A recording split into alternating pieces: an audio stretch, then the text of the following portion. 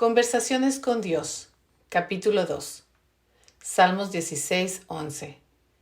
Me enseñarás el camino de la vida. Hartará de goces delante de tu rostro, a tu derecha, delicias para siempre. He buscado el camino hacia Dios toda mi vida. Sé que lo has hecho. Y ahora lo he encontrado y no puedo creerlo. Me parece estar aquí sentado escribiéndome a mí mismo. Es lo que estás haciendo. Pero no creo que sea eso lo que debería parecerme una comunicación con Dios. ¿Quieres clarines y trompetas? Veré qué puedo hacer. ¿Sabes? Habrá quienes digan que todo este libro no es más que una blasfemia, especialmente si sigues haciéndote el gracioso. Deja que te explique algo. Tienes la idea de que Dios solo se muestra de una única manera. Esa es una idea muy peligrosa. Eso os impide ver a Dios en todas partes. Si crees que Dios se le ve y se le oye solo de una manera, me mirarás sin verme día y noche. Te pasaréis toda la vida buscando a Dios y no le encontrarás precisamente porque estarás buscando a alguien. Lo pongo como un ejemplo. Se ha dicho que si uno no ve a Dios en lo profano y en lo profundo, se está perdiendo la mitad de la historia. Esa es una gran verdad. Dios está en la tristeza y en la carcajada, en lo amargo y en lo dulce. Detrás de cada cosa se oculta un propósito divino y por lo tanto, en cada cosa se halla la presencia divina. Una vez empecé a escribir un libro titulado Dios es un bocadillo de salamis. Habría sido un buen libro. Yo te di esa inspiración, ¿por qué no lo seguiste? Pues me pareció una blasfemia, o cuando menos una horrible irreverencia. Querrás decir una maravillosa irreverencia. ¿De dónde has sacado la idea de que Dios es solo reverencia? Dios es lo alto y lo bajo, lo caliente y lo frío, la izquierda y la derecha, lo reverente y lo irreverente. ¿Acaso piensas que Dios no ríe? ¿Imaginas que Dios no disfruta con una buena broma? ¿Creéis que Dios carece de sentido del humor? Deja que te diga algo. Dios inventó el humor. ¿Debéis hablarme en un tono circunspecto cuando te dirijas a mí? ¿Se hallan fuera de mi comprensión los términos fuertes o la jerga? Te aseguro que puedes hablarme como hablarías con tu mejor amigo. ¿Crees que haya alguna palabra que yo no haya oído? ¿Una visión que no haya visto? ¿Un sonido que no conozca? ¿Crees acaso que desprecio alguno de ellos mientras que gusto de los otros? Te aseguro que no desprecio nada. Nada de ello resulta repulsivo para mí. Eso es la vida. Y la vida es el don, el tesoro inenarrable, lo más sagrado de todo. Yo soy la vida, puesto que yo soy la sustancia que constituye la vida. Cada uno de sus aspectos tiene un propósito divino. No existe nada, absolutamente nada, sin una razón conocida y aprobada por Dios. ¿Cómo puede ser eso? ¿Y qué hay del mal que ha creado el hombre? No podéis crear nada, ni un pensamiento, ni un objeto, ni un acontecimiento, ninguna experiencia de ninguna clase que no sea el resultado del plan de Dios, puesto que el plan de Dios respecto a vosotros es que creéis cualquier cosa, todo aquello que queráis. En esta libertad reside la experiencia de Dios como siendo Dios, y esta es la experiencia para la que yo os he creado a vosotros y a la propia vida. El mal es aquello a lo que vosotros llamáis mal, pero incluso eso es de mi agrado, puesto que solo a través de eso que llamáis mal podéis conocer el bien. Solo a través de eso que llamáis obra del demonio podéis conocer y hacer la obra de Dios.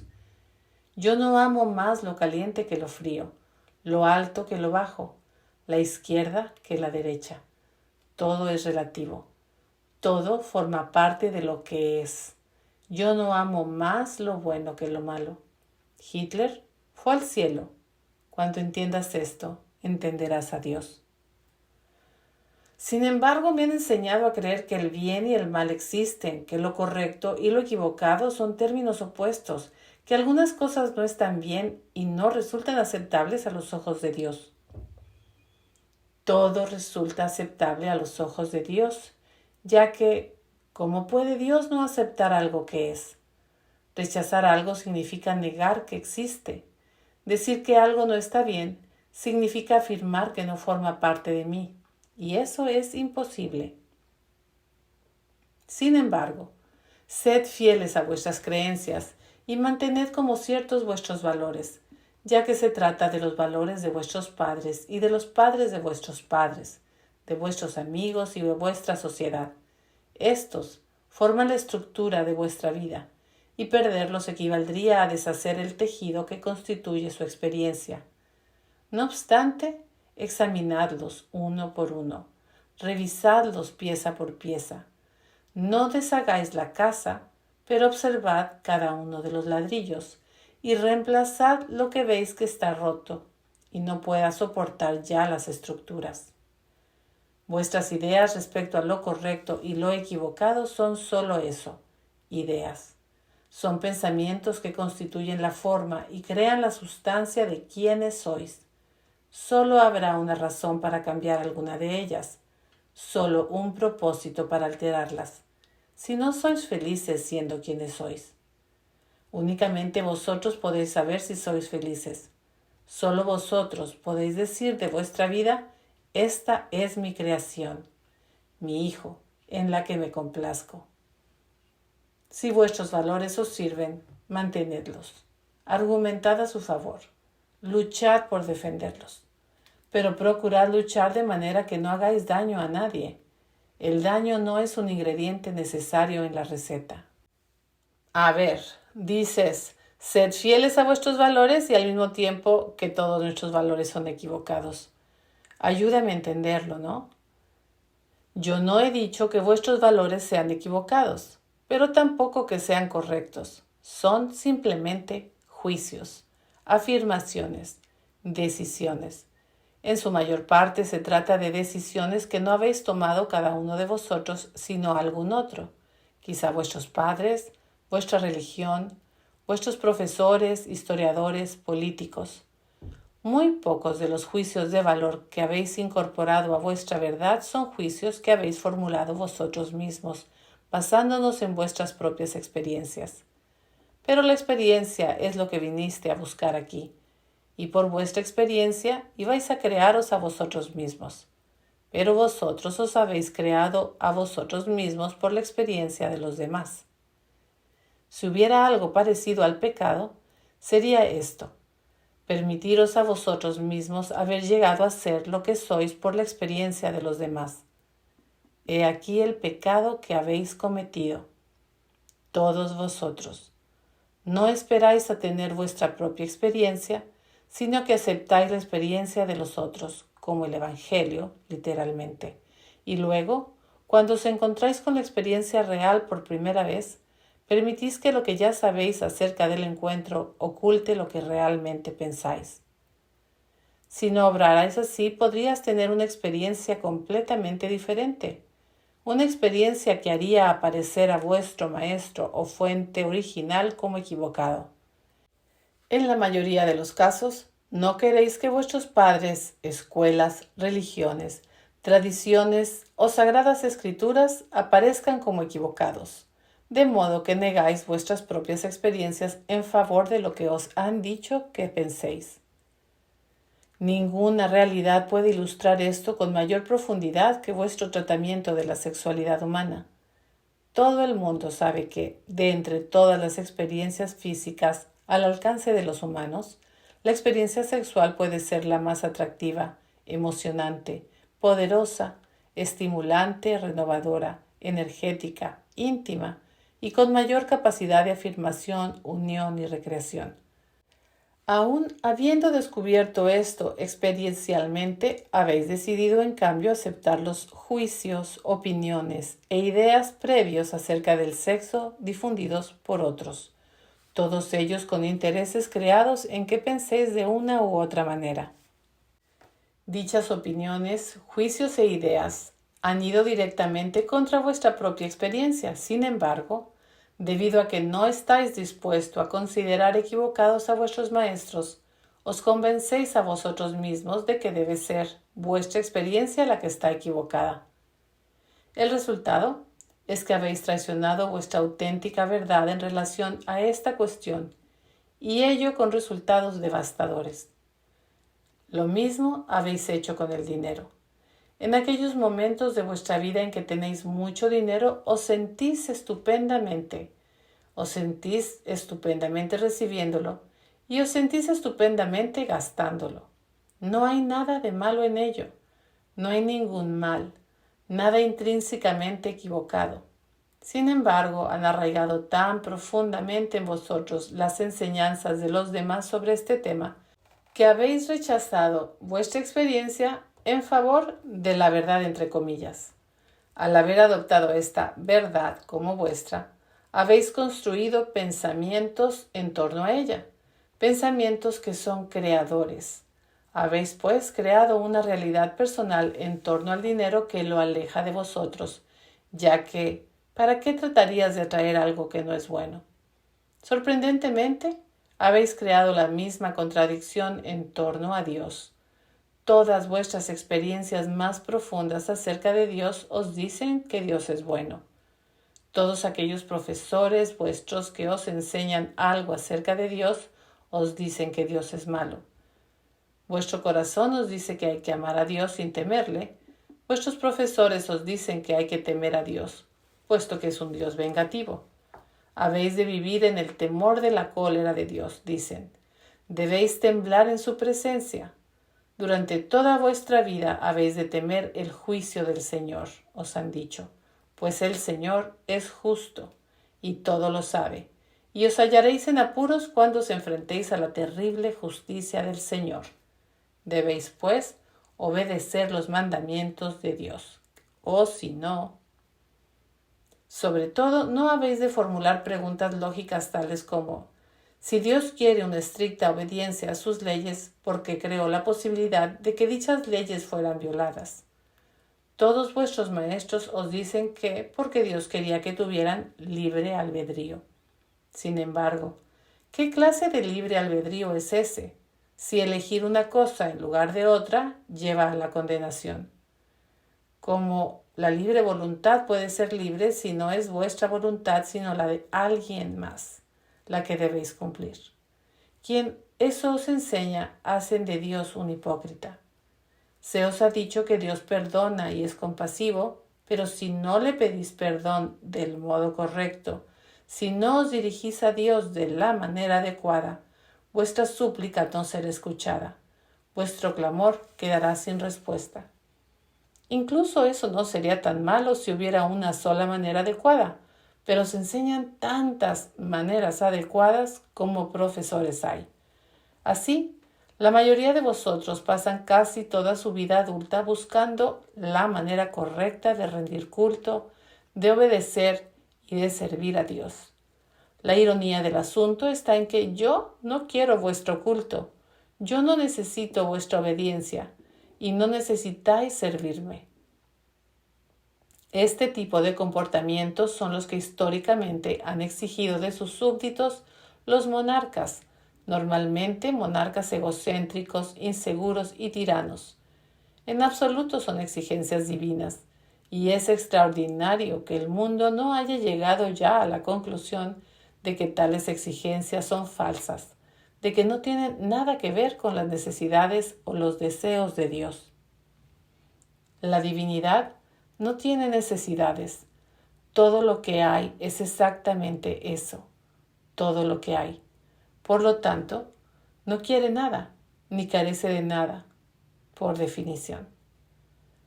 Si queréis creer en un Dios que de alguna manera necesita algo y se siente tan dolido que si no lo tiene castiga a aquellos de quienes esperaba recibirlo, entonces es que queréis creer en un Dios mucho más pequeño que yo, y verdaderamente sois hijos de un Dios menor. No, hijos míos, por favor, dejadme que os asegure una vez más por medio de este texto que no tengo necesidades. No necesito nada. Esto no significa que no tenga deseos. Deseos y necesidades no son lo mismo, aunque para muchos de vosotros lo sean en vuestra vida actual. El deseo es el principio de toda creación. Es el primer pensamiento. Es un sentimiento grandioso en el alma. Es Dios decidiendo qué va a crear. ¿Y cuál es el deseo de Dios? Yo deseo en primer lugar conocerme y experimentarme a mí mismo en toda mi gloria, saber quién soy. Antes de inventaros a vosotros y todos los mundos del universo, era imposible para mí hacerlo. En segundo lugar, deseo que podáis conocer y experimentar quiénes realmente sois, por medio del poder que os he dado de crearos y experimentaros a vosotros mismos de cualquier modo que elegís. En tercer lugar, deseo que todo el proceso de la vida sea una experiencia de constante alegría, de continua creación, de interminable expansión y de total realización en cada momento. He establecido un sistema perfecto mediante el que estos deseos pueden realizarse. Se están realizando ahora, en este mismo momento. La única diferencia entre vosotros y yo es que yo lo sé. En el momento en que alcancéis el conocimiento pleno, momento que puede sobrevenir en cualquier instante, vosotros sentiréis lo mismo que yo siento constantemente, una alegría, amor, aceptación, bendición y agradecimiento totales. Estas son las 5 actitudes de Dios. Y antes de seguir adelante con este diálogo, te mostraré cómo la aplicación de dichas actitudes en tu vida actual puede conducirte y te conducirá hacia la santidad. Todo esto constituye una respuesta muy larga para una pregunta muy corta. Sí, sé fiel a tus valores, en la medida en que experimentes que te son útiles. Pero mira a ver si estos valores que te sirven a ti con tus pensamientos, palabras y actos traen al espacio de tu experiencia la idea mejor y más allá que jamás hayas tenido de ti mismo. Examina tus valores uno por uno. Somételos a la luz del escrutinio público. Si puedes decir al mundo quién eres y en qué crees sin vacilaciones ni indecisiones, entonces eres feliz contigo mismo.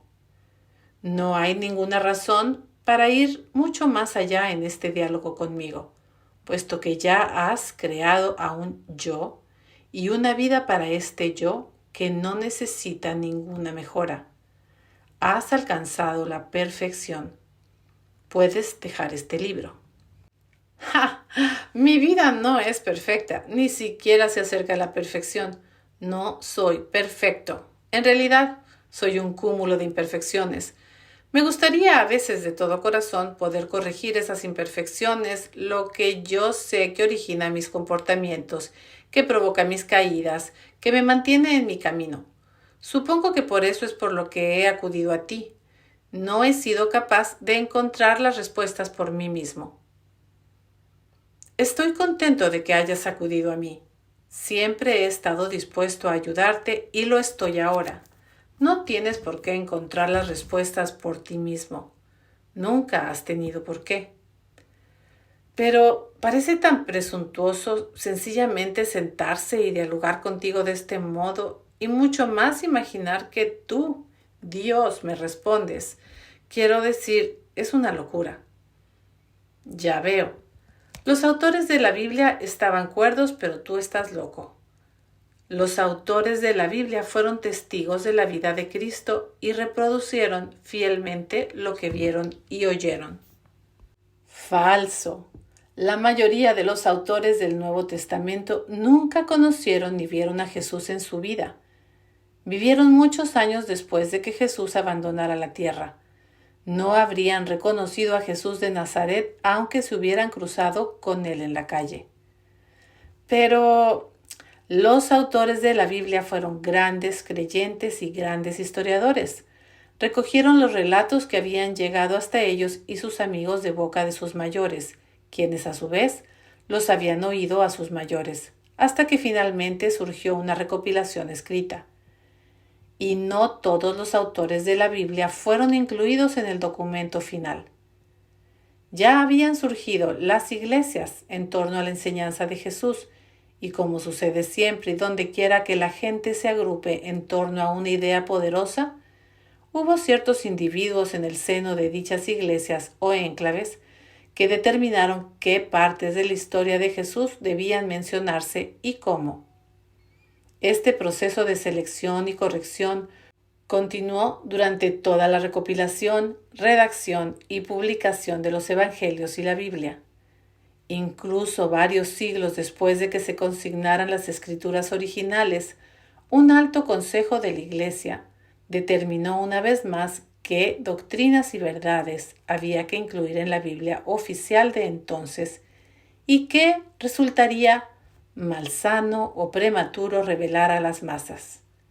Además, ha habido otras sagradas escrituras, cada una de ellas fruto de un momento de inspiración de hombres por lo demás corrientes, ninguno de los cuales estaba más loco que tú. ¿No estarás sugiriendo que estos textos podrían llegar a ser un día sagradas escrituras? Hijo mío, todo en la vida es sagrado. Desde esta perspectiva, sí, son sagradas escrituras, pero no quiero hacer juegos de palabras contigo, pues sé lo que quieres decir. No estoy sugiriendo que este manuscrito llegará a convertirse un día en sagrada escritura, al menos no durante algunos cientos de años, o hasta que su lenguaje no se vuelva anticuado. Mira, el problema es que este lenguaje es demasiado coloquial, demasiado familiar, demasiado contemporáneo. La gente supone que si Dios hablara directamente con uno, su voz no sonaría como la del vecino de al lado. La estructura del lenguaje debe poseer un matiz de unidad, por no decir de divinidad, un matiz de dignidad, una sensación de santidad. Como he dicho antes, esto es solo una parte del problema. La gente tiene una percepción de Dios como alguien que se manifiesta de una única forma. Cualquier cosa que viole esta forma se considera una blasfemia. Pues exactamente es lo que he dicho antes. Lo que tú has dicho antes. Pero vayamos al fondo de la cuestión. ¿Por qué te parece una locura que tú puedas mantener un diálogo con Dios? ¿Acaso no crees en la oración? Sí, pero esto es distinto. Para mí la oración siempre ha tenido una sola dirección. Yo pregunto y Dios permanece inmutable. ¿Dios no ha respondido nunca a una oración? Bueno, sí, pero mira, nunca verbalmente. Bueno, ha habido toda una serie de acontecimientos en mi vida de los que yo he estado convencido que eran una respuesta muy directa a la oración, pero Dios nunca me ha hablado. Ya veo. Entonces, ese Dios en el que crees es un Dios que puede hacerlo todo menos precisamente hablar. Por supuesto que Dios puede hablar si quiere hacerlo, es solo que no parece probable que Dios vaya a querer hablarme a mí. He ahí la raíz de todos los problemas que experimentas en tu vida, que no te consideras a ti mismo suficientemente digno de que Dios te hable. Santo cielo, ¿cómo puedes esperar nunca oír mi voz si no te crees a ti mismo lo suficientemente digno de que te hable? Te lo aseguro, en este momento estoy haciendo un milagro, pues no solo estoy hablándote a ti, sino a cualquiera que haya comprado este libro y esté leyendo estas palabras. En este momento estoy hablando a cada uno de ellos. Sé quién es cada uno de ellos. Sé quiénes encontrarán su camino a través de esas palabras y sé, como con todas mis otras comunicaciones, que algunos serán capaces de oír y otros solo serán capaces de escuchar, pero no oirán nada. Bien, eso plantea otra cuestión. Ya había pensado en publicar este material tal como se está escribiendo. ¿Sí? ¿Qué tiene eso de malo? ¿No me dirán que estoy creando todo esto en provecho propio y eso no hará que resulte sospechoso? ¿El motivo de que escribas esto es que podrás ganar mucho dinero? No, no es por eso por lo que empecé a hacerlo. Inicié este diálogo sobre el papel debido a que mi mente ha estado acosada por una serie de preguntas durante 30 años y estaba hambriento, más bien famélico de respuestas. La idea de que podía hacer un libro con todo esto vino más tarde. Te la di yo. ¿Tú? Sí. No creerás que voy a dejar que desperdicies todas estas maravillosas preguntas y respuestas. No había pensado en eso. Al principio solo quería que mis preguntas fueran respondidas, que mi frustración acabara y que mi búsqueda terminara. Bien, entonces deja de cuestionarte tus motivos, cosa que haces incesantemente, y vamos con ello. Fin del capítulo 2.